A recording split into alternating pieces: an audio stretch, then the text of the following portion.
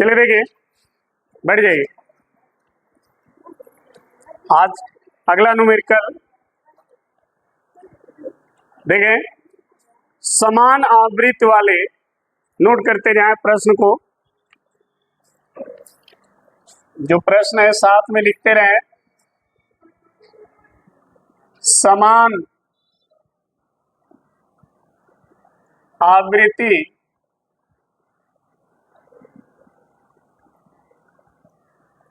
वाली दो तरंगों, समान आवृत्ति वाली दो तरंगों के आयामों का अनुपात 4:3, 4:3 में है। इनके अध्यारोपण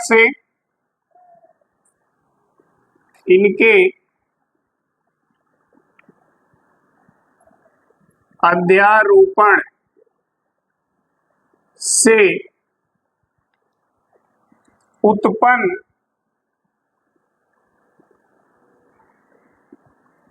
उत्पन्न परिणामी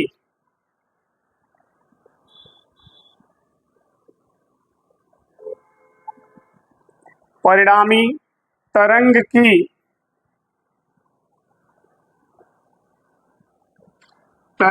की अधिकतम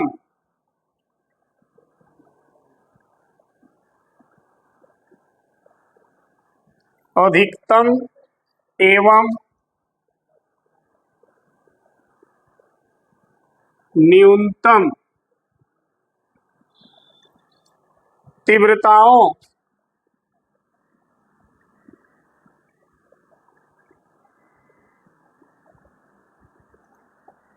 का अनुपात ज्ञात कीजिए।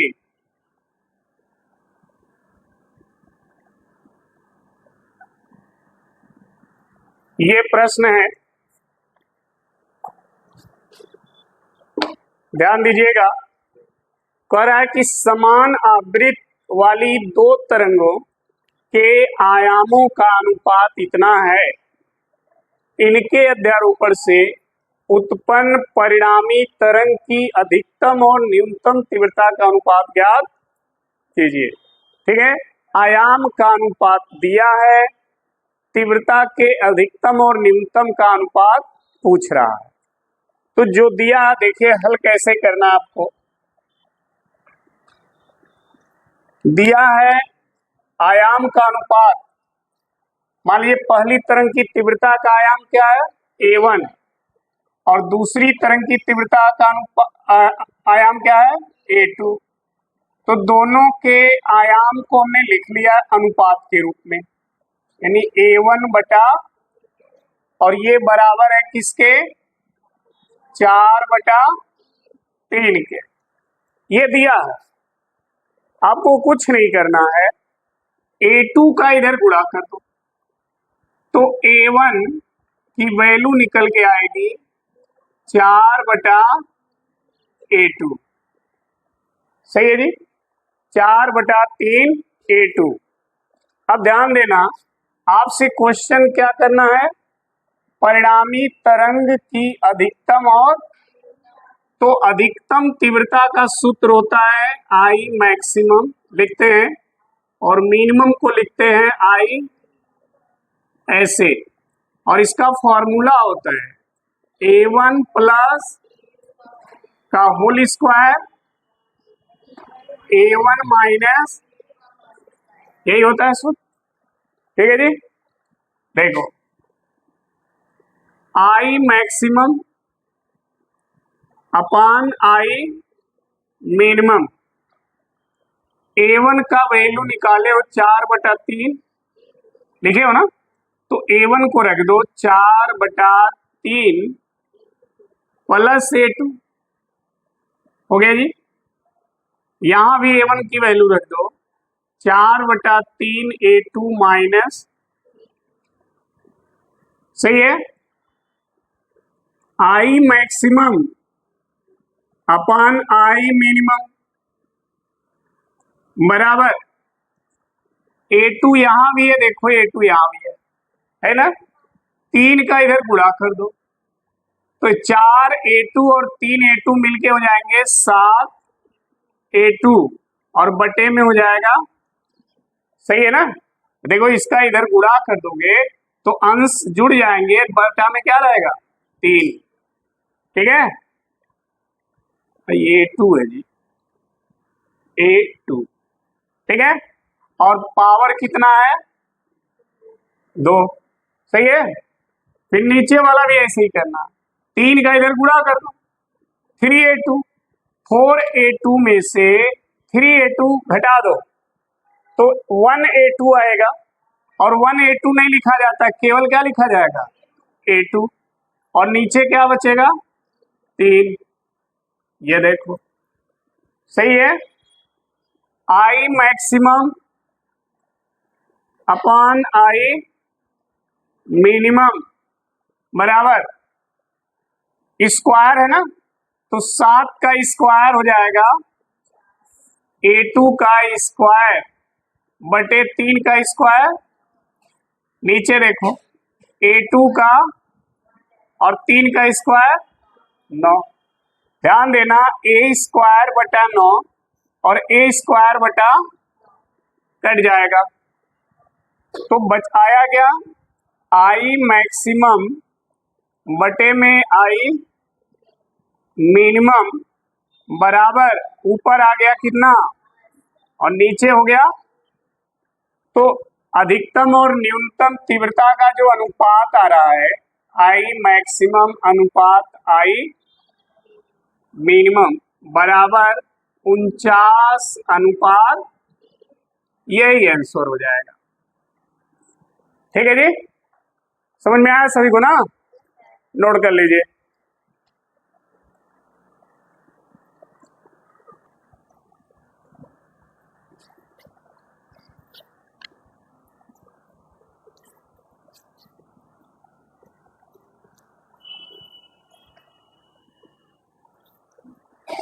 अगला क्वेश्चन देखें,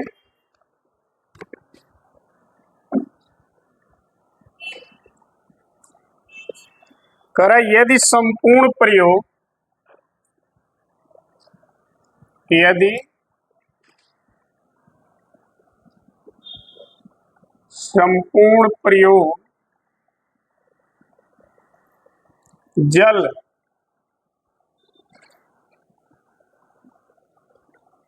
NW 4/3 में डुबो दिया जाए, डुबो दिया जाए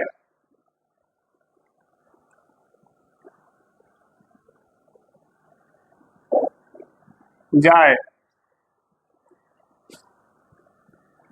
तो कोणीय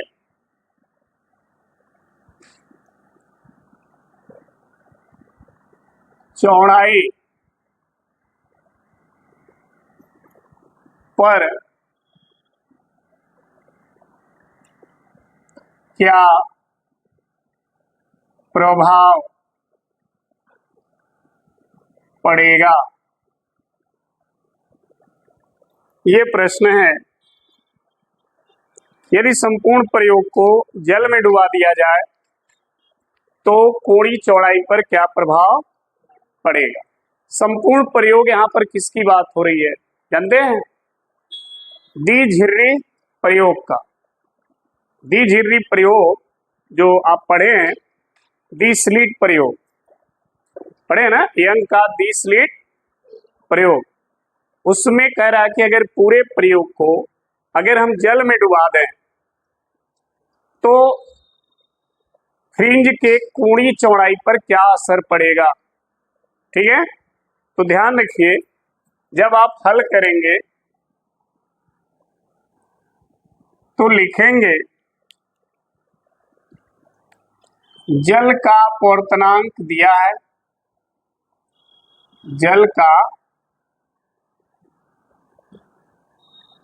अपवर्तनांक, ठीक है, NW बराबर है 4 बटा ये दिया है। इस जल में आपको पूरे प्रयोग को डुबा देना है। तो फ्रिंज की कोणीय चौड़ाई पर क्या असर पड़ेगा, तो प्रयोग को जल में डुबाने पर फ्रिंज की कोणीय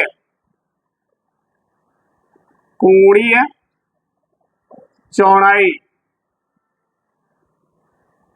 कितनी हो जाएगी, थीटा बटे NW।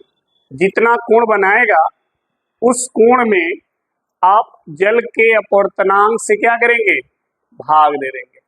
अगर जल में नहीं डुबाया जा रहा, किसी अन्य द्रव में डुबाया जाएगा, तो उस द्रव के अपवर्तनांक से क्या करेंगे, भाग दे देंगे।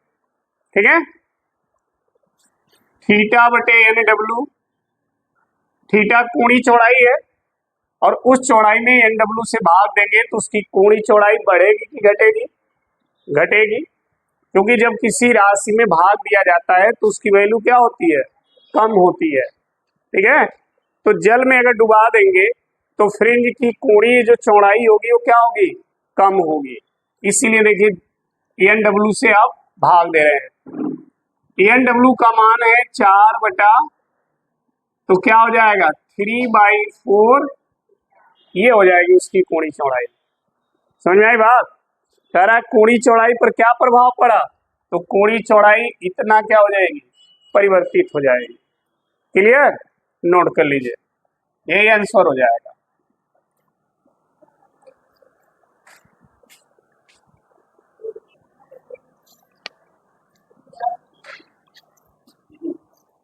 नेक्स्ट क्वेश्चन देखें,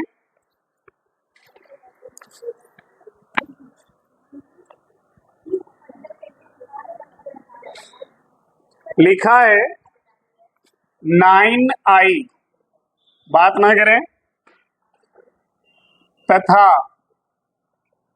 4I तीव्रता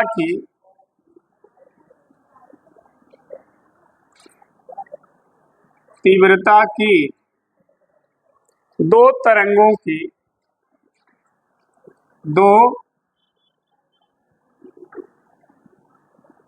तरंगों की परिणामी तीव्रता ज्ञात कीजिए।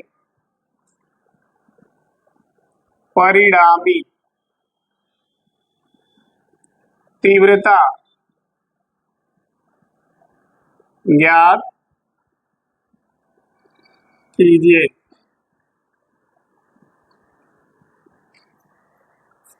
जब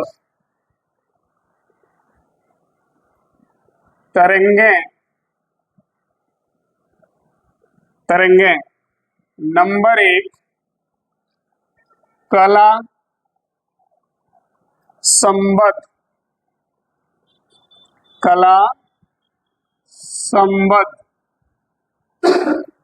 और दूसरा कला असंबद्ध हो। ध्यान दीजिए, ये भी आपका प्रश्न सब पूछा हुआ पेपर में। 9I और 4I मतलब दो तरंगें हैं जिनकी तीव्रता इतनी और इतनी है। ठीक है, इन दोनों तरंगों की परिणामी तीव्रता आपको निकालनी है, लेकिन कंडीशन क्या है, जब दोनों तरंगे कला संबद्ध हो तब क्या होगा, और जब दोनों तरंगे कला असंबद्ध हो तब क्या होगा। ठीक है, तो देखिए हल में जब आप हल करेंगे तो हल में पहला देखिएगा, जब दोनों तरंगे क्या हो, कला संबद्ध हो, ठीक है। कला संबद्ध का मतलब समझ रहे हैं? कला संबद्ध तरंग वो तरंग होती है जिनके काला में अंतर नियत हो और आवृत्ति समान हो, ठीक है। तो कालांतर नियत भी हो सकता है और शून्य भी हो सकता है, दोनों हो सकती है। या तो दोनों के कला में कोनो अंतर ना हो, या तो उनके बीच के कला में जो अंतर हो रहा हो नियत हो रहा हो, समय के साथ बदल न रहा हो, ठीक है, और आवृत्ति समान हो। तो ऐसे तरंगों को कला संबद्ध तरंग कहते हैं। और ऐसे तरंगों की जब परिणामी तीव्रता निकाली जाती है तो परिणामी तीव्रता, ध्यान देना इसको, I इक्वल टू हो जाएगा, ठीक है, I1 plus I2 plus 2 root I1 I2 कास, यही होता है सूत्र ना परिणामी तीव्रता का। यहां देखो जो I1 है वो कितना है, 9I है। जो I2 है वो कितना है,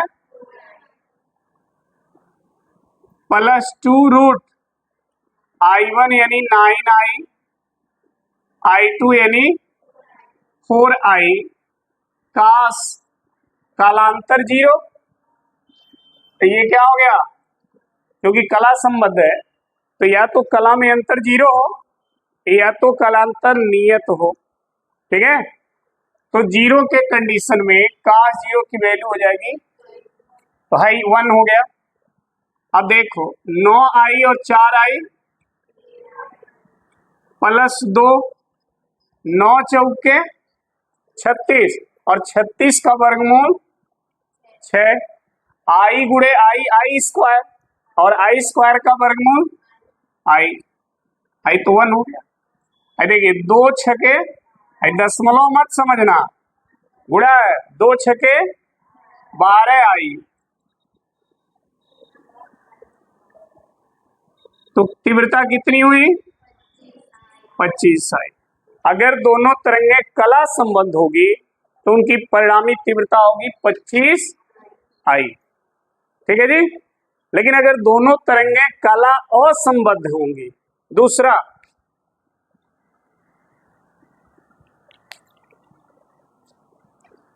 यदि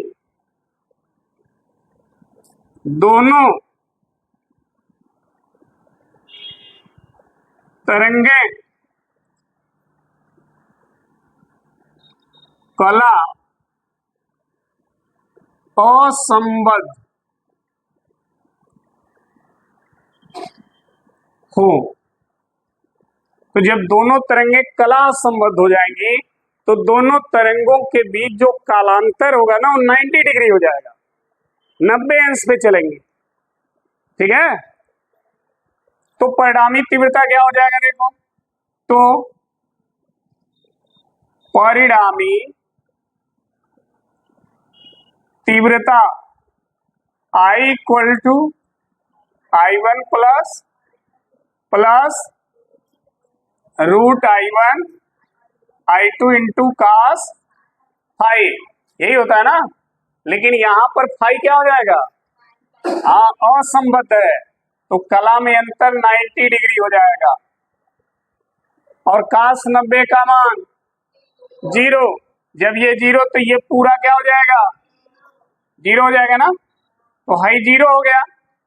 तो I इक्वल टू क्या बचा, I1 प्लस I1 की वैल्यू और I2 की वैल्यू कितना हुआ 13I।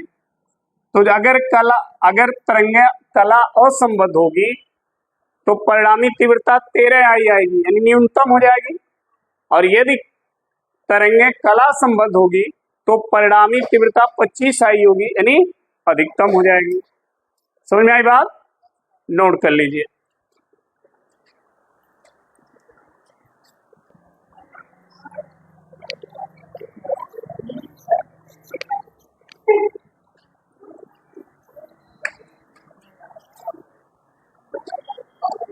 नेक्स्ट क्वेश्चन देखें।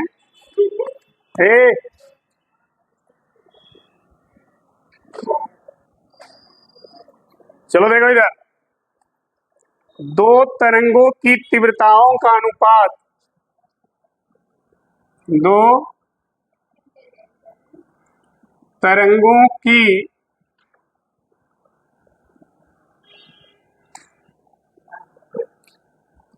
तीव्रताओं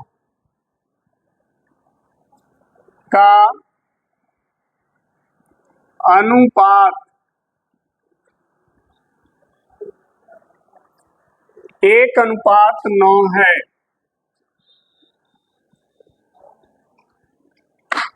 यदि दोनों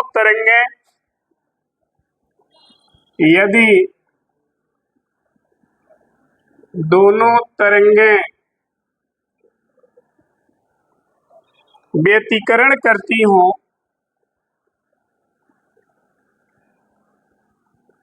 व्यतिकरण करती हो तो परिणामी तरंग की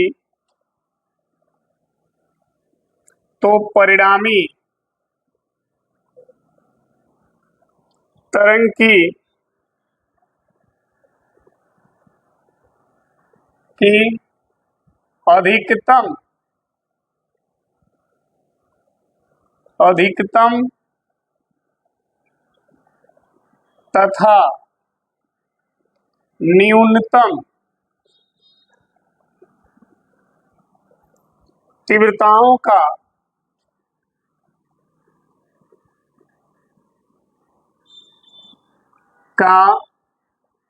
अनुपात ज्ञात कीजिए।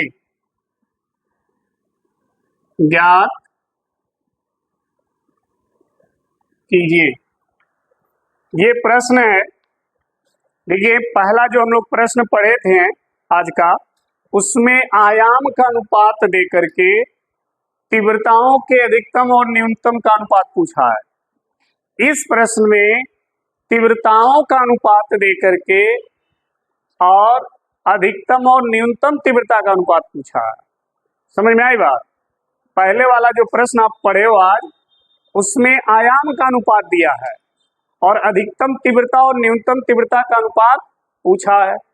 इसमें दोनों तरंगों की अलग अलग तीव्रता का अनुपात दिया है और फिर इनके अध्यारोपण से जो परिणामी तरंग बनेगी उसके अधिकतम और न्यूनतम तीव्रता का अनुपात, यानी तीव्रता का ही दिया है अनुपात और अधिकतम न्यूनतम तीव्रता का अनुपात आपसे कह रहा है। समझ में आई बात? तो हल कैसे करोगे? देखो, हल में I1 बटा I2 ये दिया है 1/9, ऐसे दिया है। ठीक है जी। I1 को हम क्या लिखते हैं कि करड़ी में KA² लिखते हो ना भाई। देखो, I का फॉर्मूला होता है KA, ये लिखते हो ना I की वैल्यू, यही है ना। तो I1 के जगह लिखो KA1, I2 के जगह लिखो KA2, ऐसे लिख सकते हो। बराबर है 1 दोनों तरफ से K और K, दोनों पे 2 घात है। इन दोनों को एक ब्रैकेट में लिख करके पूरे पे 2 घात लिख सकते हो।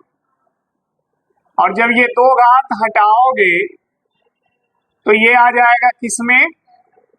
करड़ी में। करड़ी का मतलब वर्गमूल, एक का वर्गमूल एक होता है, 9 का वर्गमूल, यानी A1 और A2 का अनुपात मिल गया। दिया था तीव्रता का अनुपात, हमने आयाम का अनुपात निकाल लिया। समझ में आई बात?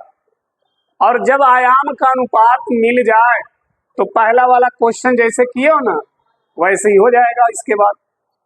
तो इस तरह ये ध्यान रखना, फॉर्मूला आई की वैल्यू होती है के ए स्क्वायर, अगर I1 है तो के A1 स्क्वायर, I2 है तो के A2, आप इनके जगह ये रख सकते हैं। ठीक है, फिर आगे हल कर दीजिए ऐसे ही। A1 A2 की वैल्यू आ गई, यहां से A1 की वैल्यू निकालोगे तो A2 का इधर, तो A1 बराबर हो जाएगा 1/3। समझ में आ गया बात? यहां तक क्लियर है? अब आते हैं अधिकतम और न्यूनतम तीव्रता का अनुपात, यानी I मैक्सिमम बटा में होता है I मिनिमम, बराबर में होता है A1 प्लस A2 का बटा A1 माइनस n होता है। A1 की वैल्यू निकल गई, रख दो। I maximum upon I minimum equal to 1/3 A2 plus A2 A1 1/3 A2 minus A2। हो गया जी? अब क्या करना, देखना ध्यान से।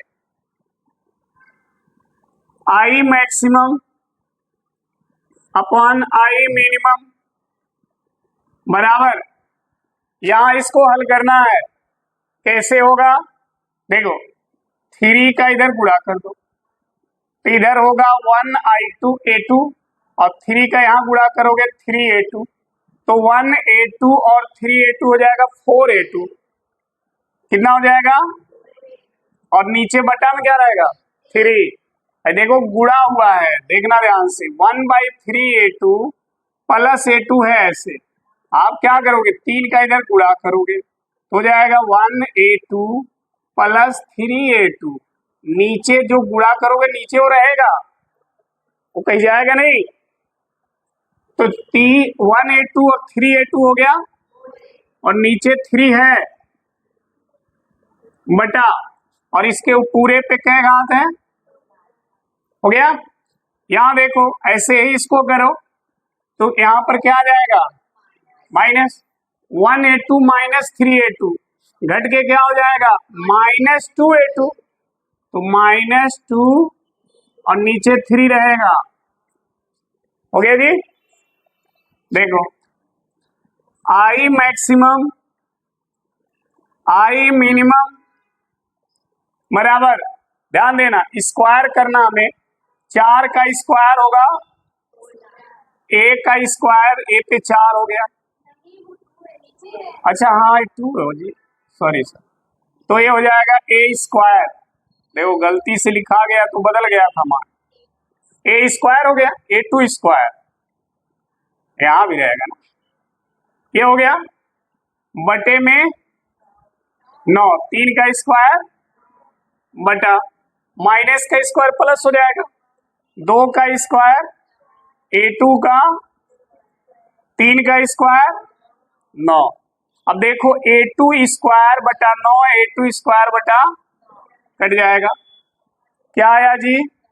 16 बटा 4 एकन्ना 4 चौके 4 बटा, आंसर क्या आया? 4:। ठीक है, ये आंसर आएगा इसका। क्लियर है ना सभी को? नोट करिए।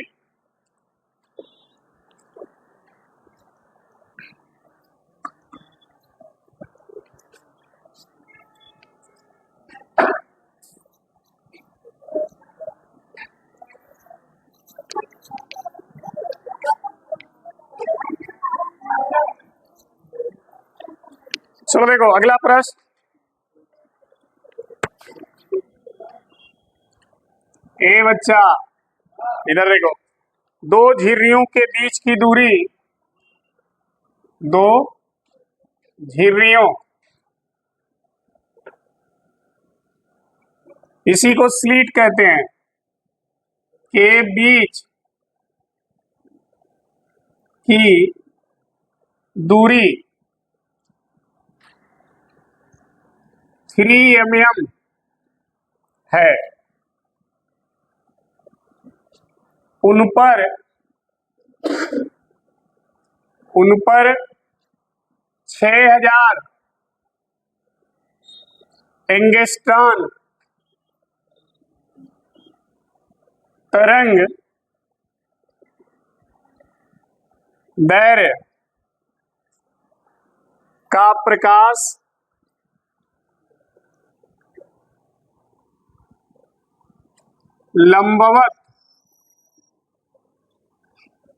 लंबवत आपतित हो रहा है।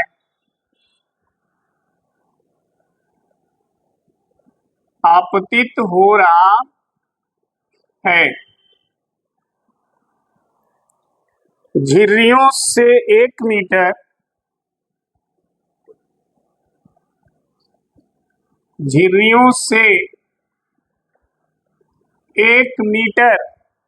की दूरी पर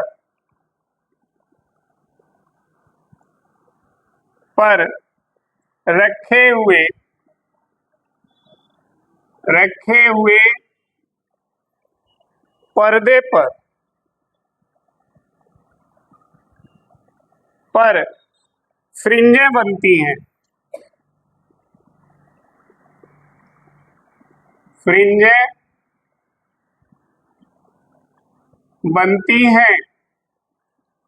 फर्स्ट, फ्रिंजों की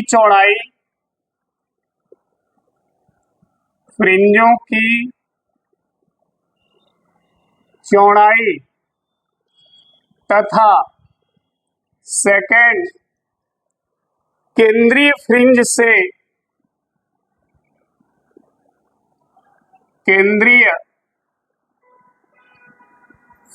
से तीसरे दीप्त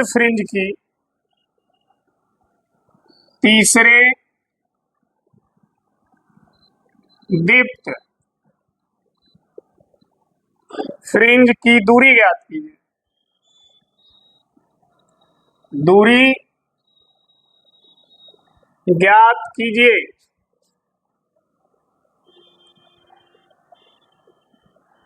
ये प्रश्न है, ठीक है। हल देखिए इसका।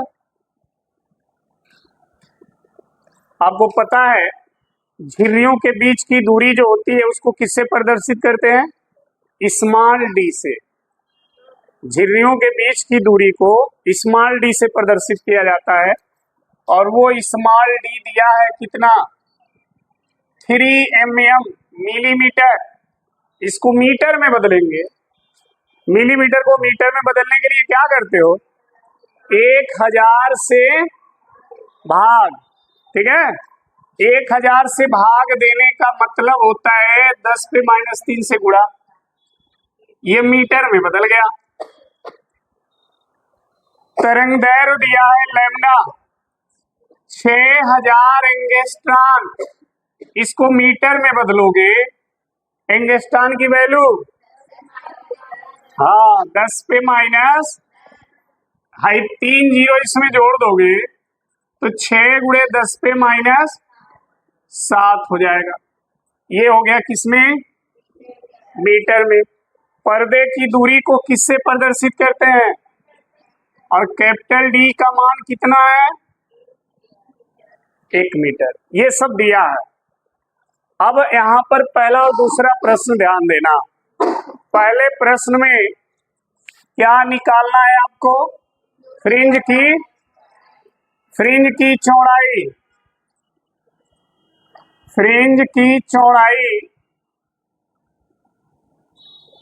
W बराबर, फॉर्मूला क्या होता है? D λ/स्मॉल, यही होता है ना। फ्रिंज की चौड़ाई का सूत्र है। करना कुछ नहीं है, मान रख देना। D की वैल्यू है 1 मीटर, लैम्डा की वैल्यू है 6 × 10⁻, और स्मॉल d की वैल्यू है 3 × 10⁻³ 3 से 6 कट जाएगा, 2 51, तो W बराबर हो गया 2 गुणे 3 ऊपर जाएगा तो -7 + 3 हो जाएगा, यानी 2 गुणे 10 पे -4 मीटर। ये हो जाएगी फ्रिंज की चौड़ाई। समझ में आ गई बात। दूसरा प्रश्न क्या पूछा है, तीसरे दीप्त फ्रिंज की दूरी। तो देखिए, तीसरे दीप्त फ्रिंज की दूरी x बराबर n d lambda by small ये होता है। तीसरा पूछ रहा है तो n की जगह क्या रख दोगे, 3। बाकी इतने को हल किए हो, देखो जितना आया है वो रख दो, अलग से हल करना ही नहीं है। 6 गुणे 10 पे माइनस, ये हो जाएगा दूसरे का हल। ठीक है, नोट कर लो।